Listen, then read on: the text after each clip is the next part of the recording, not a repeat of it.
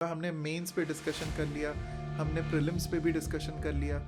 एक बचता है राउंड जिससे पूरा जो जमात है, जो लोग हैं वो डरते हैं, वो होता है पर्सनल इंटरव्यू राउंड या वाइवा वोस। इसकी प्रिपरेशन सर हम कैसे करते हैं या करवाते हैं? कैसे किसी स्टूडेंट को हम इंटरव्यू के हिसाब से कैसे प्रिपेयर करते हैं? वो आपकी नॉलेज टेस्ट नहीं करते, how you face the situation ये टेस्ट करते हैं।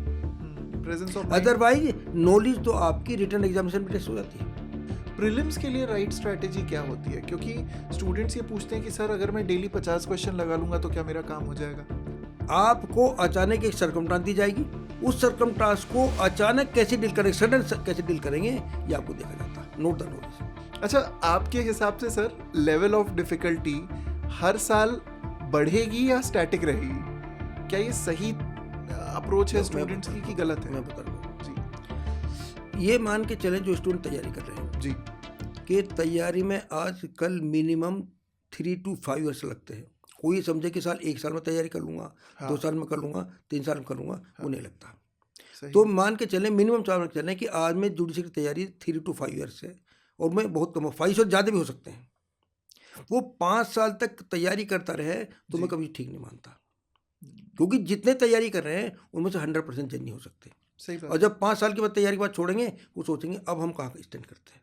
तो मैं कहता हूँ कि वो कोर्ट में जरूर जाएं, उनके पास एक सेकंड लाइन मौजूद रहेगी, और उससे जो लर्निंग होगी वो आपकी जुडिशरी की प्रिपरेशन में काम आएगी।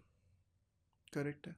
अगर मान लीजिए कि कोई सिविल कोर्ट नहीं जाना चाहता है, क्योंकि ऐसे बहुत से स्टूडेंट्स होते हैं जिनका ये कहना है कि सर हम लिटिगेशन में बहुत कंफर्टेबल नहीं है। क्योंकि होगा क्या, अभी मैं आपको एक एग्जांपल देता हूँ। जैसे मध्य प्रदेश जुडिशल सर्विसेज में, ये तो खैर पॉलिसी का मैटर है, तो इस पे हम कमेंट ज़्यादा नहीं कर सकते। ये हर हाई कोर्ट पीएससी अपने हिसाब से पॉलिसी मेकिंग करती है। तो अभी recently Madhya Pradesh high court ने एक एलिजिबिलिटी क्राइटेरिया के बारे में आपको डेफिनेटली जानकारी होगी कि 3 साल और या फिर 70% अगर किसी व्यक्ति का हो तो फिर उसको एलिजिबल किया है। 70 हो जी फर्स्ट अटेम्प्ट में पूरा 70% एग्रीगेट हो। तो जब ऐसा कोई भी एलिजिबिलिटी क्राइटेरिया आता है तो वो स्टूडेंट को कहीं ना कहीं एक तरीके का सेटबैक देता है कि क्या मैं एलिजिबल नहीं हूँ, क्या मुझे लिटिगेशन वाकई में कर लेना चाहिए। तो ऐसे में सर आप स्टूडेंट्स को कैसे मोटिवेट करते हैं, कैसे गाइड करते हैं सर?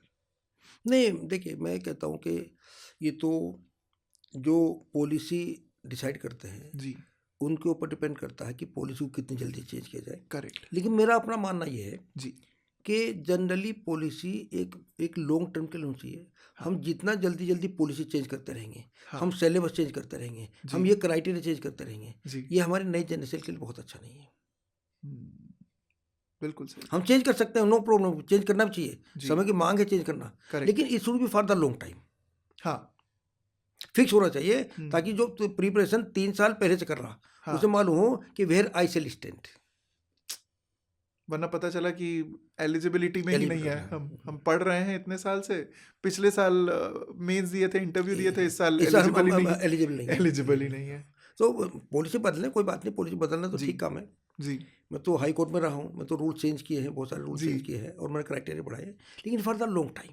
आपने भी सर, क्योंकि आप आरजी रहे हैं, आपने एग्जामिनेशंस कंडक्ट करवाए होंगे। हाँ, एग्जामिनेशन। तो सर एग्जामिनेशन कंडक्ट करवाना मेरा हमेशा से ये एक थॉट प्रोसेस रहा है जो मैं अपने स्टूडेंट्स में भी इंडक्ट करता हूँ कि जब भी आप किसी एग्जामिनेशन के लिए पढ़ें तो सब्जेक्ट नॉलेज या थ्योरेटिकल नॉलेज जो होती है वो आप रखें, लेकिन एक तरीका होता है कि आप हमेशा एग्जामिनर के पॉइंट ऑफ व्यू से सोचें कि किसी लॉ से कहाँ से क्वेश्चन बन सकते हैं। आप सिर्फ ये ना देखें कि प्रीवियस ईयर पेपर्स पे ही हम रिलाई करेंगे कि past 5 year papers 10 years paper से करें। ये पुराना तरीका है सर, ये सही नहीं है। देखिए, जब हम एग्जाम देते थे, जब मैंने एग्जाम दिया था, जी उसमें एक सेट पैटर्न था कि आप 10 ईयर्स पुराने पेपर कर लो, you will be selected. And ये कौन से ईयर की बात है? ये 70s की, मतलब आज से हम बात कर रहे हैं 45 ईयर्स 50 ईयर्स की, 45-50 ईयर्स का ये लेकिन जो नया ट्रेंड है जी नया ट्रेंड है जी हम लोग के पास माध्यम बहुत हैं। करेक्ट। लर्निंग के माध्यम नहीं है। उस समय हम लोगों को प्रॉपर गाइड भी नहीं मिलती थी। कोचिंग तो फॉरगेट द कोचिंग, कोचिंग नाम की कोई चीज़ होती नहीं जी। थी। हम लोगों को कोई गाइड भी नहीं मिलती, तब तैयारी करनी पड़ती थी। जी। तो हम लोग पास कुछ होता नहीं, तब पुराने 10 साल के पेपर तैयार कर लो। हाँ। एक सेट पैटर्न था पेपर आने का भी, वही रिपीट हो जाता था। यस। लेकिन अब जो नया ट्रेंड है वो जी। आपको किसी भी पूछ सकते हैं। इवन यहाँ तक क्वेश्चन पूछे गए हैं, आप तो जानते ही होंगे, जी। कि जो एक्ट इसने रिपील किए हैं वो बताइए आप, जो रिपील हो गए, हाँ, करेक्ट। जो सही। रिपील हो गए, हाँ, वो भी उनके पूछ रहे हैं। वो पूछ रहे हैं कि साहब रिपील बताइए। जी। एक पेपर में एक स्टेट की पूछा गया हाँ हाँ। कि आईपीसी के इस सेक्शन से क्वीन वर्ड कब जो है रिपील किया गया था, ये बताइए। Which was repeal 1950। 1950 में क्वीन वर्ड रिपील हो गया था, ये शायद और सर वो अभी 1920 में रिसेंट पूछा गया। एमपी में ही ये आया है नहीं, या खैर मुझे ये? नेम हाँ द हाँ, स्टेट, नहीं नहीं, we should not name the state, हाँ लेकिन हाँ, पूछा गया है, क्वीन पूछा जी गया है जी जी कि जी ये जी जी। क्वीन जो है कब रिपील किया गया। हाँ, करेक्ट करेक्ट करेक्ट। तो हाँ, सिलेबस में है, पूछ सकते हैं, बिल्कुल बिल्कुल संभव है। अच्छा, आपके हिसाब से सर लेवल ऑफ डिफिकल्टी हर साल बढ़ेगी या स्टैटिक रहेगी? नहीं, बढ़ेगी। देखिए, नई जनरेशन के पास सीखने के साधन बहुत हैं। हाँ, इंटरनेट है, आजकल बुक्स हैं। Everything is available on YouTube, Indeed. सब कुछ अवेलेबल है। करेक्ट। मैं तो टीच करता हूँ, जी। गलती से भी मेरे मुंह से अगर एक वर्ड गलत निकल गया हाँ। तो मेरे स्टूडेंट टूल गूगल मूव करता है फोन पे, कहा साहब दिस इज द करेक्ट, गलती से भी निकल गया, and I correct my self. हाँ तो कि learning सर process ये है। आपने तो ये कहा है। लेकिन मैं स्टूडेंट को बताना चाहूँगा, जी। यूट्यूब एक माध्यम हो सकता है, करेक्ट। लेकिन फाइनल माध्यम नहीं है। हाँ, हाँ सुनिए, फाइनल माध्यम नहीं है। Correct. फाइनल माध्यम आज की डेट में भी बुक्स ही हैं।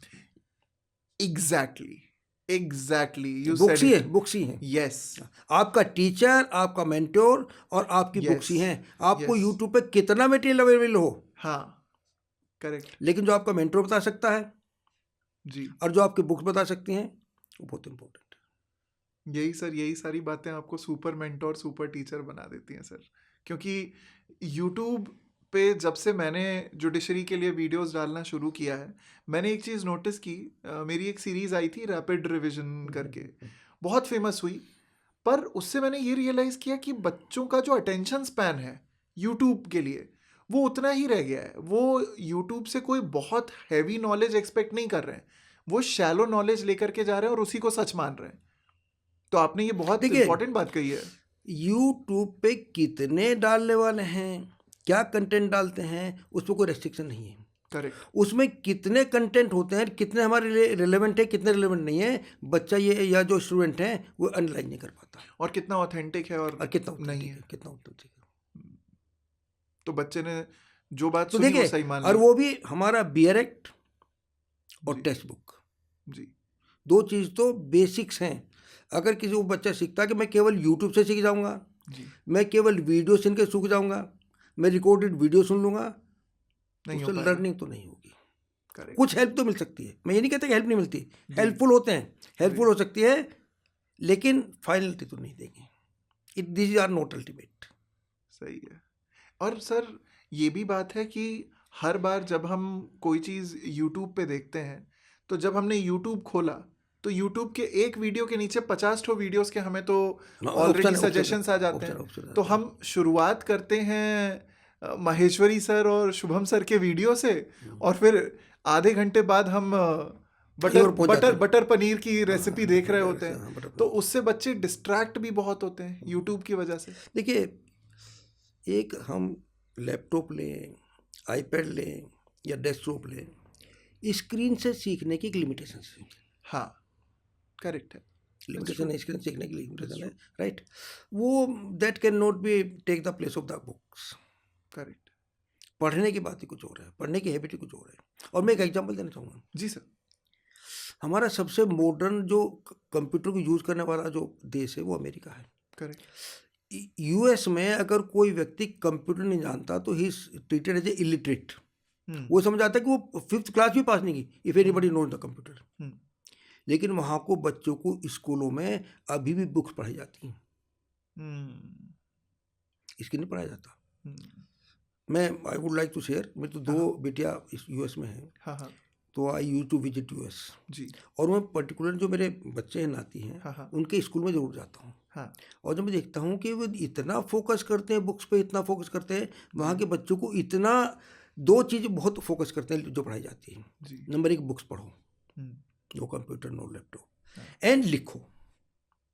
और लिखने में उनका ये नहीं कि बुक से लिखो, जी। जो आपने मेमोराइज कर लिया, क्रेम कर लिया, वो लिखो। करेक्ट। ये क्रिएट क्रिएटिविटी, मन से सोच के लिखो, अपने मस्तिष्क से लिखो।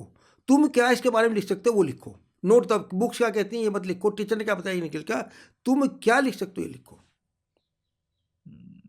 कई बार सर ये भी हम लोग सुनते हैं कि यूट्यूब या यूट्यूब नहीं, अगर इन जनरल हम बहुत ज़्यादा क्या बोलते हैं बुक से दूर होते हैं तो हमारी खुद की भी क्रिएटिविटी किल होती है। किल होती है। होता है। हमें ओल्ड सेइंग है, हाँ, book is the best friend. Book is best friend. Yes, that's true.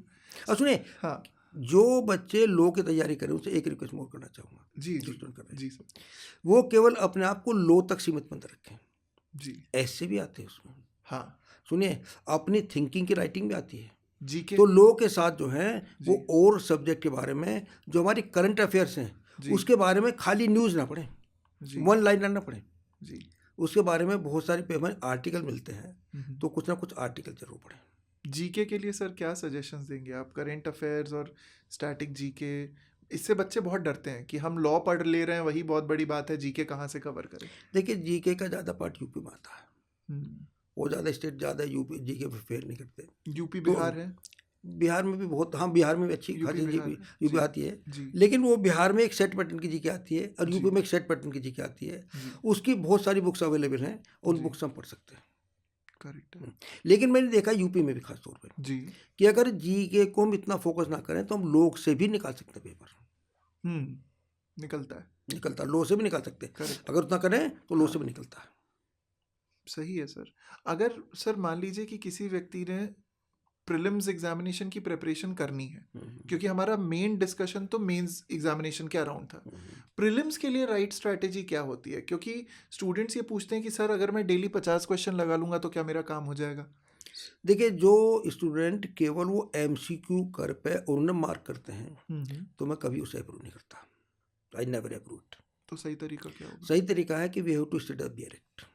Okay. जब तक हम बियर एक्ट नहीं पढ़ेंगे हम्म, तो एमसीक्यू तो डिफर कर सकता है। हाँ, उसी एमसीक्यू में वो पहला वर्ड ना पूछ के उसी सेंटेंस में से उसी सेक्शन में पहला वर्ड पूछ ले, जो सही है तो आपने खाली एमसीक्यू है तो आपको एक पर्टिकुलर वर्ड आया, केवल एक एस्पेक्ट आई, जी। और सारी एस्पेक्ट तो तभी आएंगे जब आपको उस सेक्शन पढ़ेंगे। सही बात है। मैं स्टूडेंट्स को एक चीज़ भी पढ़ा रहा था, कोर कॉन्सेप्ट्स करके, इंडियन पीनल कोड में। तो और मैं एक बात और कहना जी चाहूँगा, जी जी हाँ हाँ, प्लीज़ प्लीज़ प्लीज़ सर। ये भी ध्यान रखना स्टूडेंट को, बियर जी एक्ट केवल एक बार पढ़ने में नहीं आता। हाँ, करेक्ट है। बियर एक्ट को हम किसी दूसरे के साथ मिलकर, अपने आप भी पढ़ने से नहीं आता, जी। किसी साथ दूसरे के साथ मिलकर 2-3 बार उसकी रीडिंग लें तब समझ में आता, और डिस्कस करें। डिस्कस करें। जी अच्छा, स्टूडेंट अपने मतलब नोट जरूर, ये नेसेसरी नहीं कि स्टूडेंट टीचर के साथ डिस्कस करें, जी स्टूडेंट्स का जो डिस्कशन होता है that is also very important. Correct. सिर्फ एक तरफा पढ़ाने से या एक पढ़ने तरफा से नहीं। काम नहीं होगा। नहीं, अगर एक स्टूडेंट ने पढ़ लिया हाँ तो एक ही एस्पेक्ट सोचेगा। हाँ हो सकता है उसका कुलीग ही, उसका साथी, उसका जो दूसरी तैयारी कर रहा, उसको दूसरा एस्पेक्ट बता दे। आपका भी कोई स्टडी पार्टनर था? आप भी शायद हाँ, जब स्टडी पढ़ते पार्टनर, थे हाँ, प्रिपेयर पढ़ते करते थे, प्रिपेयर करते हेल्प होती है स्टडी हेल्प होती पार्टनर है, होने से? बहुत हेल्प होती है, क्योंकि आप देखिए, रेगुलरली चेक कर पाते हैं। डिस्कशन से हम जो सीख सकते हैं, लर्निंग की एक प्रोसेस है, जी जो मेरा अपना अनुभव है, जी कि जो हम सुन के सीख सकते हैं, हाँ जितना सुन के याद रहता है पढ़ के याद नहीं रहता। अच्छा। दैट्स अ वे। देखिए, हाँ ये जितने स्कूल्स हैं, जितनी क्लासेस लगती हैं स्कूल में लगती हैं, इसी लगती हैं कि हम सब कुछ सुन के ही सीखते हैं। करेक्ट। अदरवाइज अगर हम सुन कर नहीं सीखते तो हमें लैंग्वेज सिखा के 5th क्लास तक, उसके बाद फ्री कर देते, भाई तू अपने आप सीख लो। हाँ, लैंग्वेज तो सीख ही गए, अब लैंग्वेज सब्जेक्ट सीख आप में सीखो। सही बात है। हाँ, हाँ, लैंग्वेज ही तो हर जगह लैंग्वेज तो जगह बाकी पे। लैंग्वेज तो है, हाँ लैंग्वेज छोड़ देते हैं, सब्जेक्ट अपने आप सीखो। हाँ तो ऐसा हाँ नहीं है, हाँ वो सब्जेक्ट भी को पढ़ाया जाता है जी कि हम उसे केवल सुनने सीखते हैं, पढ़ने से नहीं सीख सकते। सही है। There must be someone who can explain to us, and वो जो हमें एक्सप्लेन करता है जी वो वहाँ से एक्सप्लेन करता है जो लिखा नहीं होता। करेक्ट। तो इसीलिए हम लोगों को अगर हम स्टडी पार्टनर्स के साथ पढ़ रहे हैं, डिस्कशन करके पढ़ रहे हैं, तो ज़्यादा एक बेहतर अप्रोच रहता है। अच्छा रहता है सर एक देखिए। हाँ कई कंपटीशन ऐसे हैं जी कि जहाँ इंटरव्यू में ग्रुप डिस्कशन कराया जाता है। हाँ होता है, इट्स अ फैक्ट। हाँ, ग्रुप हाँ, डिस्कशन होता है। हाँ तो इसीलिए होता है। अगर हम ग्रुप डिस्कशन की आदत पहले से डाल लें, हैबिट जी, क्रिएट कर लें, जीडीज तो की हमारी सुनिए वोकेबुलरी इंप्रूव होगी, एग्जैक्टली हमारा वे ऑफ एक्सप्रेशन इंप्रूव होगा। सुनिए, हमें अपनी बात को कहने में फोर्स आएगी। जी हम झिझकते हैं, मैंने बहुत सारे स्टूडेंट को देखा, दे आर करेक्ट लेकिन अपनी बात नहीं कह पाते। थोड़ा सा टिमिड हो जाते हैं, थोड़ा सा अंडर कॉन्फिडेंट हो जाते हैं। जब हम अपने साथियों के साथ बात करेंगे खुल के, जी हाँ, तो जो फियर है, हाँ, जो डर है, खत्म। जो झिझक है, जी संकोच है, वो दूर हो जाएगा। सर इसी के साथ एक चीज़ और मैं आपसे पूछना चाहूँगा। हमने मेंस पे डिस्कशन कर लिया, हमने प्रीलिम्स पे भी डिस्कशन कर लिया, एक बचता है राउंड जिससे पूरा जो जमात है, जो लोग हैं वो डरते हैं, वो होता है पर्सनल इंटरव्यू राउंड या वाइवा वोस। इसकी प्रिपरेशन सर हम कैसे करते हैं या करवाते हैं? कैसे किसी स्टूडेंट को हम इंटरव्यू के हिसाब से कैसे प्रिपेयर करते हैं? जी जब कोई स्टूडेंट इंटरव्यू देने जाता है तो उसके मन में बड़ी इन्फिनिटी आ जाती है। हाँ, और इन्फिनिटी होती है कि जो मुझसे सब्जेक्ट पूछने वाले होंगे, जो साइड की दूसरी तरफ होंगे, they were be experience, specialist, expert, highly qualified होंगे, और मैं तो नया स्टूडेंट हूँ। तो मैं स्टूडेंट कहूँगा, ऐसी कोई जो है आपकी इन्फिनिटी ना आनी चाहिए। पहले तो आपको अपनी इस इन्फिनिटी दूर रखना। Correct, number 1। हाँ, inferiority नंबर के 2, बारे में, वो आपकी नॉलेज टेस्ट नहीं करते, हाँ, how you face the situation ये टेस्ट करते हैं। Presence of mind. Otherwise knowledge तो आपकी रिटन एग्जामिनेशन में टेस्ट हो जाती है। सही है, प्रेजेंस ऑफ माइंड टेस्ट करते हैं, नहीं, how you behave yourself, personality, how you Conduct. Deal, नहीं, how you deal in a particular situation. If a situation given to you, how you deal with it. आपको अचानक एक circumstance दी जाएगी, उस circumstance को अचानक कैसे डील करेंगे, सडन कैसे डील करेंगे, ये आपको देखा जाता है। Note the knowledge. और मैंने बहुत सारे स्टूडेंट को पाया है कि वो ऐसे डील करते हैं कि उन्हें नहीं भी आता तब भी डील कर जाते हैं। और बहुत सारे स्टूडेंट भी हैं कि इन्हें सब कुछ आता है, दे फेल इन इट।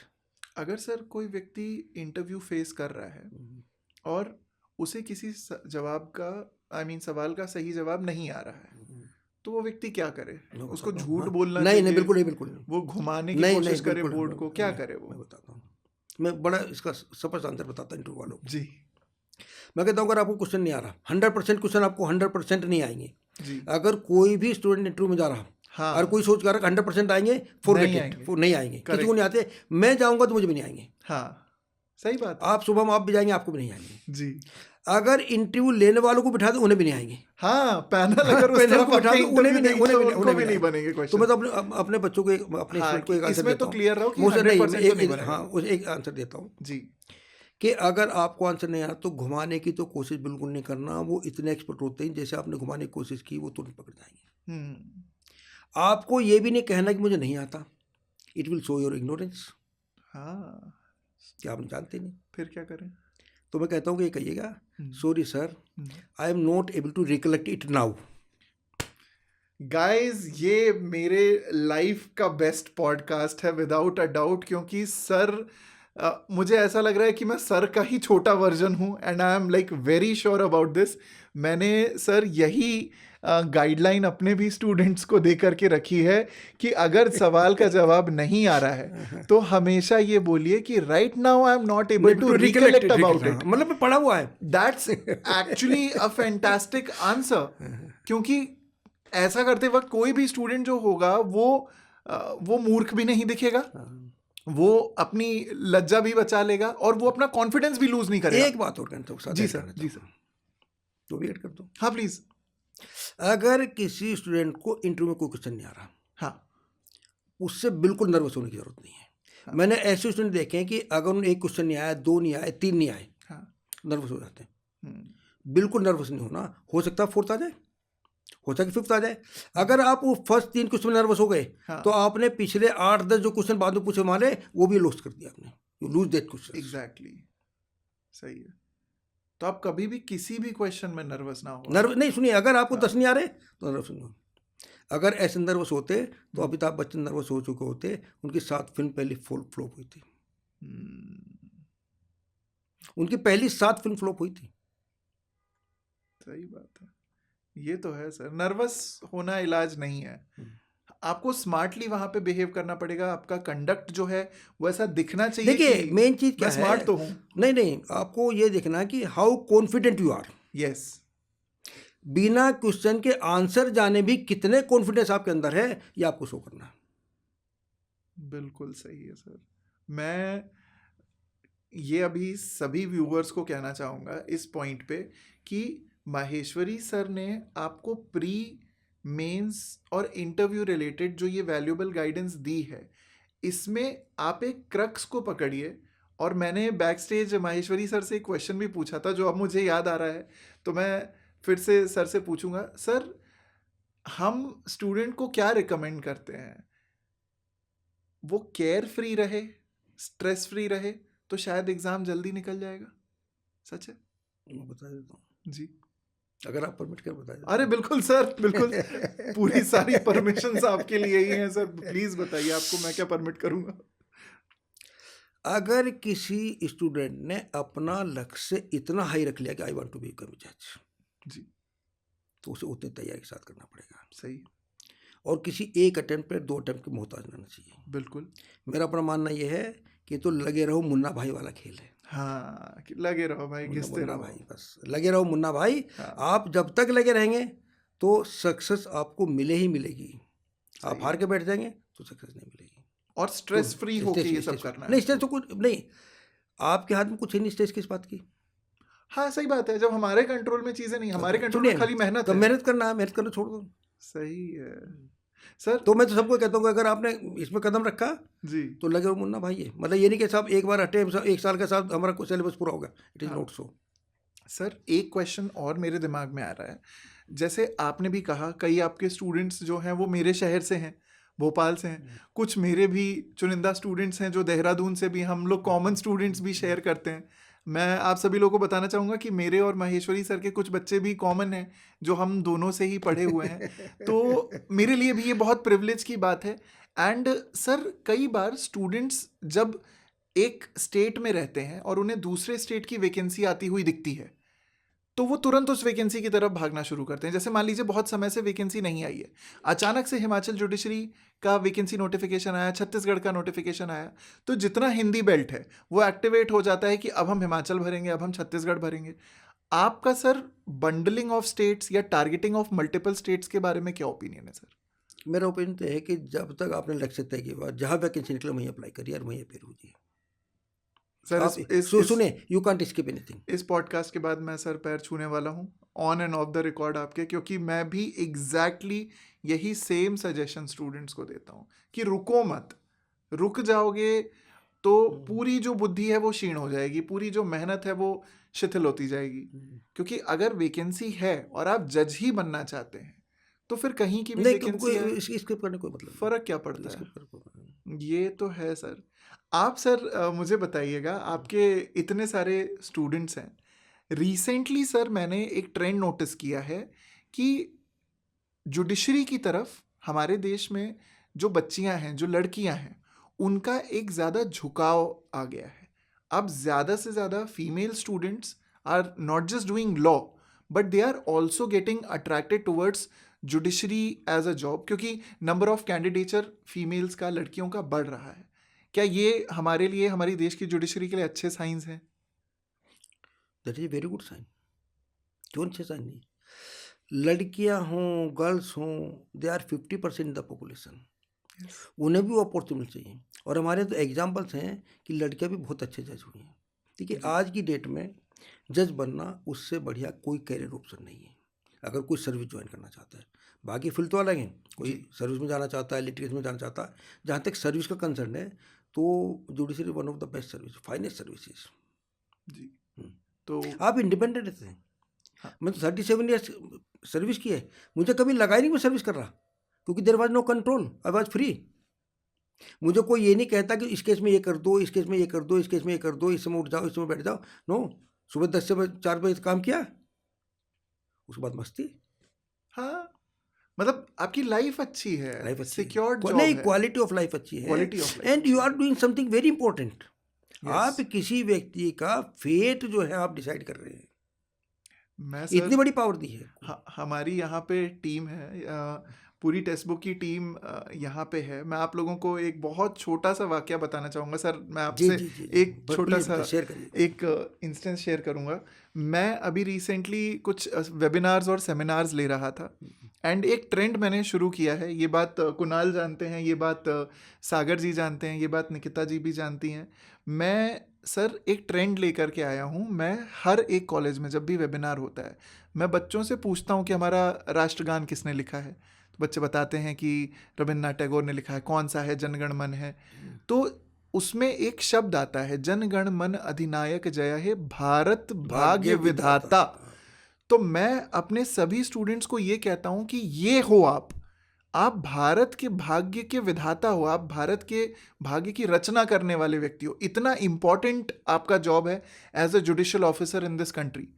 फील हुआ होगा सर 37 साल में आपको लगा होगा कि आप देश का भविष्य ही डिसाइड कर रहे हैं। नहीं, मैं तो जब बहुत सारे लो कॉलेज में जाने की मुझे अपॉर्चुनिटी मिलती है जी बहुत सारे लो कॉलेज में जाता हूँ जी और जो स्टार्टिंग करते हैं इंडिक्शन प्रोग्राम होता है उसमें जाता हूँ जी। और उनसे कहता हूँ कि यू आर लकी कि you have chosen the law. Yes sir. और मैं ये भी कहता हूँ उनसे कि मैं तुम्हें देख रहा हूँ जी कि कल के चीफ जस्टिस ऑफ इंडिया भी आप में ही बैठा है, जी कल को नरीमन भी आप में ही बैठे हैं, जी। कल को लॉ मिनिस्टर में आप बैठे हैं। कब कौन आप में से क्या निकलेगा ये मुझे मालूम नहीं है, but you are the future of the country. हम ना सर एज टीचर्स मैं ये बोल सकता हूँ आपके और मेरे बिहाफ पे भी, और सभी टीचर्स के बिहाफ पे, कि शायद हमारा जो जीवन है अब, वो बच्चों के जीवन में जामवंत का है। कि बच्चे जो हैं वो सोए हुए हनुमान हैं। हमें उनको याद दिलाना है बार बार कि भैया आप में बहुत पोटेंशियल है, आप में बहुत कैपेबिलिटी है, बहुत आप में वो आग है, एक ललक है कि आप इस देश में बदलाव ला सकते हैं, बदलाव का चेहरा नहीं आप हो सकते लाएंगे हैं। ही, यही और लाएंगे, यही लाएंगे। आप नहीं लाओगे तो कौन लाएगा? कौन लाएगा? They are generation, they are the future of the country. एक मैसेज देना चाहूँगा, बिल्कुल सर, बिल्कुल। जीवन में सफलता प्राप्त करने के लिए दो चीज बहुत जरूरी है। जी guys, honesty, before sir is saying anything, आप सभी लोगों को बोलूंगा पेन पेपर ले लेना और ये 2 पॉइंट्स लिख करके प्लीज अपने सामने वाली दीवार पे चिपका देना। Yes sir, please. मैंने देखा कि जैसे ही हम अपने जीवन में ऑनेस्टी रखते हैं जी तो हमें लगता है कि हम बड़े हार्ड उसमें हैं, लेकिन वो ऑनेस्टी कब और कहाँ आपको कब पे करेगी ये आप उस समय नहीं जानते, ये आप में बाद में मालूम होता है। एंड मैं किसी बुक के उसके माध्यम नहीं कह रहा, मैं अपने जीवन के अनुभव से कह रहा जी कि जहाँ जहाँ मैंने ऑनेस्टी रहा और उस ऑनेस्टी ने मुझे सब कुछ पे किया। उसके लिए हमें बखान करने की जरूरत नहीं, कहने की जरूरत नहीं है, सिर्फ मेंटेन करने की जरूरत है। अगर हम ऑनेस्ट में रहेंगे और मतलब उसे महसूस करेंगे, उसे फॉलो करेंगे, उसे ऑब्जर्व करेंगे, तो ऑनेस्टी अपने आप रास्ता आपको दिखा देगी। और नंबर 2, जो आपको काम मिला है कुछ भी हो, उस काम को 100% आपको दे के मेहनत से करते रहिए, दैट विल आपको पे। तो ऑनेस्टी और आपके वर्ड का डेडिकेशन, ये 2 चीज़ें ही आपके लाइफ की डायरेक्शन चेंज करने वाली है, आपके भविष्य बनाने वाली है। मैं मेरे व्यूअर्स को बताना चाहूँगा कि हमारे माहेश्वरी सर, आप टेक्स्ट बुक सुपर कोचिंग के प्लेटफॉर्म पे हैं। आप सभी को पढ़ाएंगे, आप सभी को गाइड करेंगे, आप सभी को मेंटोर करेंगे। लेकिन सबसे बड़ी बात और सबसे महत्वपूर्ण बात जो आप सर से सीख सकते हैं वो है कि जितना हम कहते हैं कि वृक्ष, जितना बड़ा वृक्ष होता है, जितना वो फलों से लदा होता है, वो उतना ही हम्बल, उतना ही झुका रहता है। ये एक हम्बलनेस सर मुझे आपके चेहरे में, आपके व्यक्तित्व में, आपके हाव भाव में दिखी है सर। आई मेरी मतलब बेसिक मैनू बहुत सिंपल हूँ, स्टिल आई एम स्टूडेंट में, तो बहुत कुछ अभी सीखना है, सीख ही रहा हूँ अभी। जेन्युइनली सर, मैं सर आपसे कहूँगा कि एक क्लोजिंग रिमार्क आप हमारे सभी व्यूअर्स को यहाँ पे कैमरे में देख करके दें। उन्हें सर सजेस्ट करें सर, मोटिवेट करें, गाइड करें कि कैसे आखिर वो अपनी जुडिशरी की जर्नी को और सिंपल बना सकते हैं। जो जीवन का मूल मंत्र रहा है वही सबको बता सकता हूँ कि मुझे तो जीवन में जिस समय जो काम मिला, मैंने अपनी पूर्ण लगन और निष्ठा से उसी काम को अंजाम दिया है। मैंने वो कुछ देखा नहीं, एंड उसी निष्ठा ने, उसी मेहनत ने, उसी समर्पण ने मुझे जीवन में सब कुछ दिया है। I don't have any regret in my life. जीवन में जो किसी व्यक्ति को मिल सकता है वो सब मुझे मिला है। मान सम्मान मिला है, पद मिला है, पैसा मिला है, रिकग्निशन मिला है। मुझे जीवन में कभी लगता नहीं कि कोई कमी है, और केवल इसलिए मिला है कि जो भी काम जिस समय मुझे दिया गया, कहीं भी दिया गया, मैंने उसनी पूरी लगन से, मेहनत से, समर्पण से और पूरी ऑनेस्टी से और ईमानदारी से किया है। अगर हम जो हमारे पास काम है, जो हमारा दिख रहा है, हम उसे पूरी निष्ठा से करते रहें, ईमानदारी से करते रहें, मेहनत से करते रहें, तो मैं पूर्ण विश्वास के साथ कह सकता हूँ कि उन्हें जीवन में किसी व्यक्ति, उसकी कमी नहीं रहेगी, किसी वस्तु की कमी नहीं रहेगी, किसी पद की कमी नहीं रहेगी। वो सब अपने आप मिलता चला जाएगा। उसके लिए उन्हें प्रयास करने की भी आवश्यकता नहीं होगी। विद दैट बीइंग सेड, हम इस पॉडकास्ट को यहीं पे विराम देते हैं।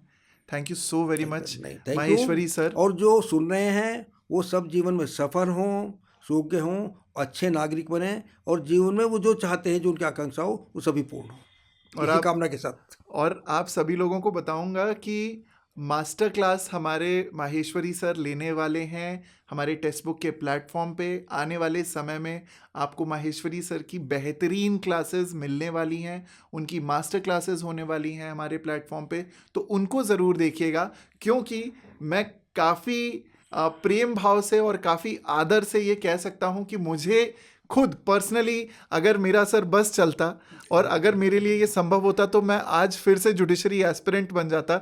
ऐसे मैंने आपसे एग्जाम्पल्स सीखे हैं। ऐसा नहीं, बहुत सिंपल हूँ, बहुत मतलब मैं तो ज़मीन से जुड़ा हूँ। ऐसा कुछ मैं कभी मतलब मानता नहीं कि मेरे में कोई योग्यता है भी नहीं। अभी तो बहुत कुछ सीखना है।